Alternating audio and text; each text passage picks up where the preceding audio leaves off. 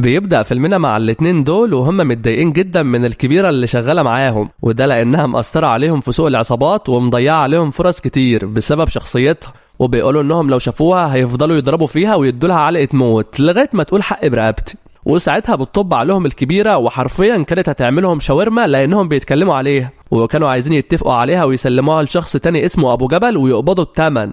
وفي الوقت ده أستاذ علاء كان بيسجل البودكاست بتاعه على الهوا، واللي تقريبا محدش كان بيشوفه غيره هو والراجل الطيب ده اللي بيظبط له الصوت. وبعدها علاء بيطلع فاصل والراجل الكبارة ده بيقول له مش غريبة يعني ان مفيش ولا رسالة ولا اي حد بص في وشنا حتى؟ ده ان دل على شيء فيدل ان البرنامج بتاعنا حاجة اللهم صل على النبي ما تتشافش خالص. قال له طب كويس الحمد لله، نمسك الخشب بقى علشان ما نتحسدش. بنرجع بقى مرة تانية للكبيرة بعد ما اتدبست في اجتماع مهم جدا مع واحد من كبار أعدائها وبيكون اسمه الكلاسيك، ولما بيحاول يسلم عليها ويهدي النفوس يعني بتقول له أسفة والله بابا الله يرحمه قبل ما يموت كان موصيني. قال لها موصيك على ايه؟ ما تسلميش على الرجالة يعني؟ قالت له لا موصيني اعمل له كولدير. وبيجي المعلم دسوقي اللي هو مجمعهم هنا اصلا وبيقول لهم يا جماعه ننسى اللي حصل بقى وننسى الخلافات اللي ما بيننا. وبعدين كولدير ايه يا كبيره ده لو بينزل مانجا مش هيعمل حاجه، ابوك الشندويلي ميت وهو زعيم عصابه. وبيبقوا الاتنين بيتخانقوا عن مين فيهم ياخد بضاعه الدسوقي لوحده ويكوش على السوق كله. وبداوا هما الاتنين يجربوا الاسلحه، وحرفيا اكتر واحد اتاذى في الموضوع ده المعلم دسوقي صاحب البيت، لانه حرفيا بيته اتدمر بسبب الطلقات اللي كانت بتنضرب فيه. المهم انهم حكموا في الاخر بان الصفقه تروح للكبيره المره دي. وفي الوقت ده علاء كان بيدور على حب حقيقي مره مع قنبله الجيل واللي لون شعرها اصفر حبل غسيل، غنيه ومعاها طياره ما تعرفش تمشي من غير نظاره، الله يديله الصحه كان دايس في اي حاجه. وفي الوقت ده امه كانت قاعده مع اصحابها وبيحاولوا انهم يدوروا له على عروسه وتكون بنت ناس يعني ومبطرخه كده يتجوزها علشان نفسها تشوفه في الفرح قبل ما يموت، قبل ما هي تموت يعني. وعلاء بيجي بيقول لهم ان صنف الستات ده ما يتعاشرش خالص وعايز واحده كده ما فيهاش اي عيوب خالص وتكون جميله وبتنور في الضلمه وعليها ضمان 3 سنين. وبيفجر المفاجاه وبيقول لهم ان التطبيق اللي معاه عرفوا على العروسه زي القمر بس مش موضح شكلها بالظبط يعني. المهم انه هيروح يشوفها دلوقتي ويعرف الكلام على ايه، ممكن تنفع ويكمل الجوازه.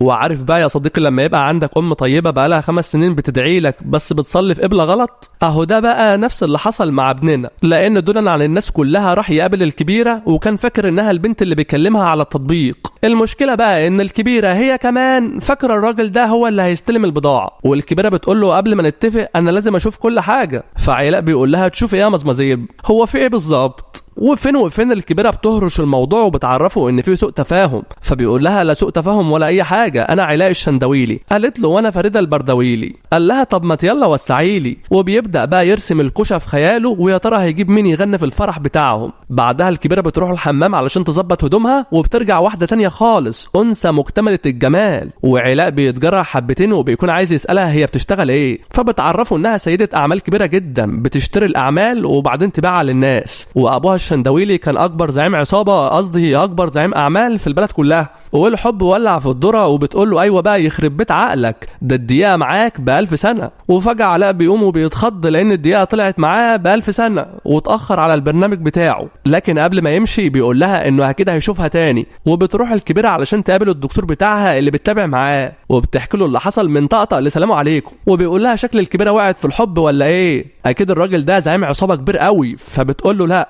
قال لها يبقى اكيد تاجر سلاح قد الدنيا. قالت له لا ده حته مذيع في برنامج محدش بيشوفه غيره هو وبس، اعمل ايه بقى في قلب اللي وقع. وعلاء في الوقت ده كان بيحكي لأمه عن البنت الجميلة اللي شافها وخطفت قلبه وقد ايه هي مرهفة المشاعر وحساسة جدا. بنشوف بقى الحساسة جدا دي وهي عمالة بتطحن في الرجالة بتوعها، وده طبعا بعد ما قصروا في الشغل. وبعدها ام علاء بتصمم وراسها 1000 سيف انها تقابل البنت الجميلة اللي اخيرا ابنها حبها. وشغل الحموات ده بقى يا صديقي وتكسر لها بندقة بسنانها. بندقة ايه يا ولية؟ ده تكسر 10 من عينتك، انت بتقولي ايه؟ علاء بعدها جهز الدبلة علشان يخطبها ويبقى الموضوع بشكل رسمي، وكان قاعد متوتر كده مع الجرسون بتاع المكان وبيحاول يفهم منه هو ايه اللي المفروض يتقال. وبره المكان بقى كانت المعلمه بتطحن في شويه عيال كده كانوا عايزين يغدروا بيها، وحرفيا كسرت عظمهم وما سابتش حته فيهم سليمه. ولسه من ساعتها النحنوح بيتدرب علشان يشوف هيقدم لها ازاي. وبيدخل عليهم واحد من المكان وبيقول واضح ان انا جيت في وقت مش مناسب خالص. وطبعا الليله باينه من اولها، فبتبوظ وبيسيبوا المكان وبيمشوا، وبتبقى الكبيره مستنيه اول لحظه رومانسيه وبتطلب من علاء يتقدم لها. لكن المره دي بقى بيصدمها وبيقول لها انه رجع في كلامه وانها تستاهل حد احسن منه بكتير، وده طبعا بعد ما عرف اللي حصل منها في المطعم. وهنا حرفيا بتتصدم بعد ما اتاكدت انه بيلعب بمشاعرها. وبعدها الكبيره بتروح للدكتور النفسي بتاعها علشان تلومه لانه هو اللي قال لها تفتح باب الحب.